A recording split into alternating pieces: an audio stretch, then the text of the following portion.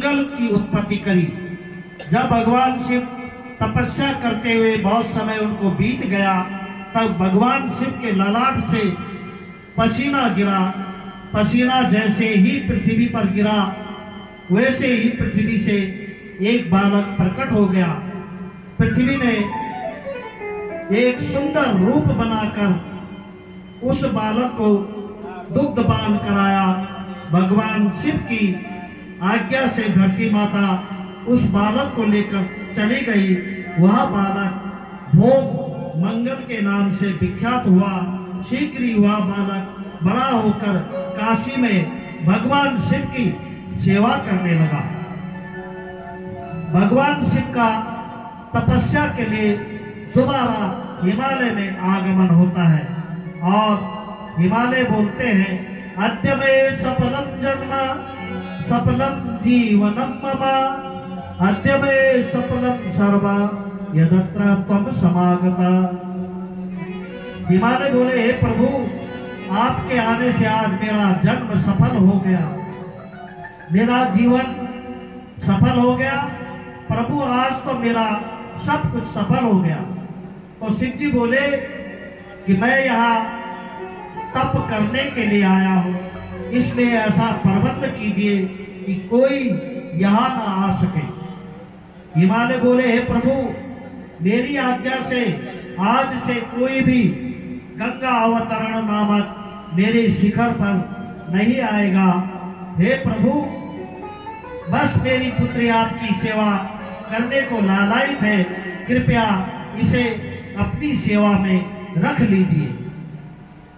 शिव जी बोले, आगंतव्य तया नित्यम दर्शनाथ ममाचला, कुमारी सदने स्थाप्यम नान्यथा मम दर्शनम।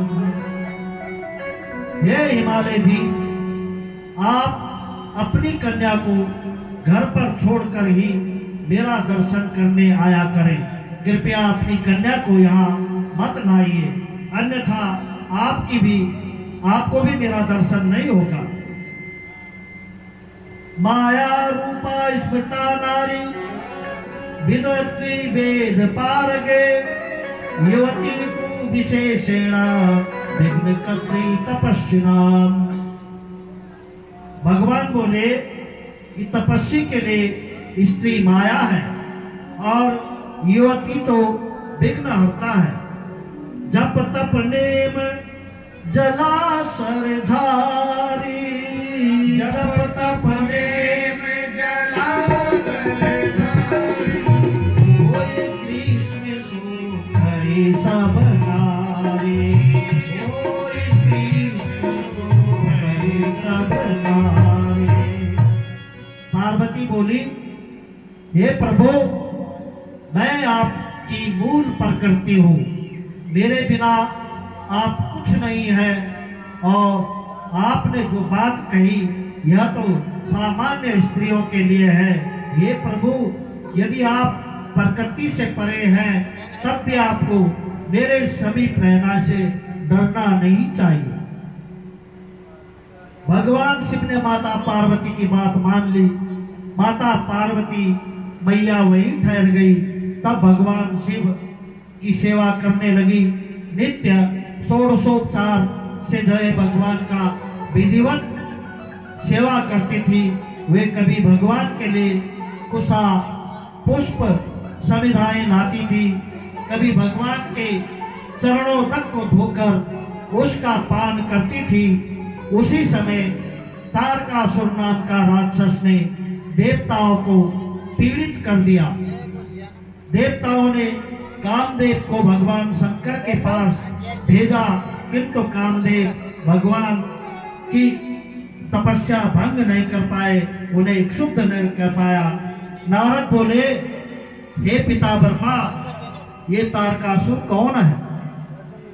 ब्रह्मा जी बोले कि कश्यप की पत्नी दिति के दो पुत्र हुए, हिरणाक्ष और हिरण्यकश्यप।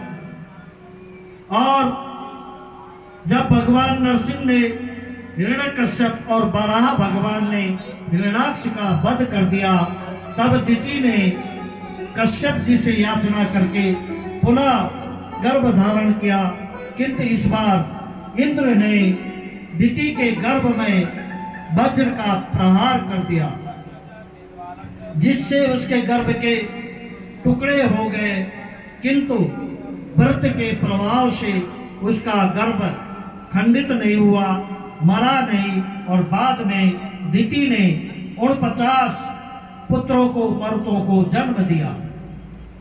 और कश्यप जी बोलते हैं, हे दिति, यदि तुम ब्रह्मा के 10,000 वर्ष तक कठोर तप करो, तुम्हारे गर्भ से पुनः महापराक्रमी पुत्र होगा। दिति ने तपस्या की, पुनः दिति ने एक पुत्र को जन्म दिया, उसका नाम हुआ वज्रांग। वज्रांग ने दिति की आज्ञा से देवराज इंद्र को दंडित किया। तब ब्रह्मा जी और कश्यप जी ने इंद्र को वज्रांग से छुड़ाया। ब्रह्मा जी ने वज्रांग का विवाह वरांगी से कराया। वज्रांग तो सात्विक भाव में रहने लगा और वरांगी वज्रांग की सेवा करने लगी।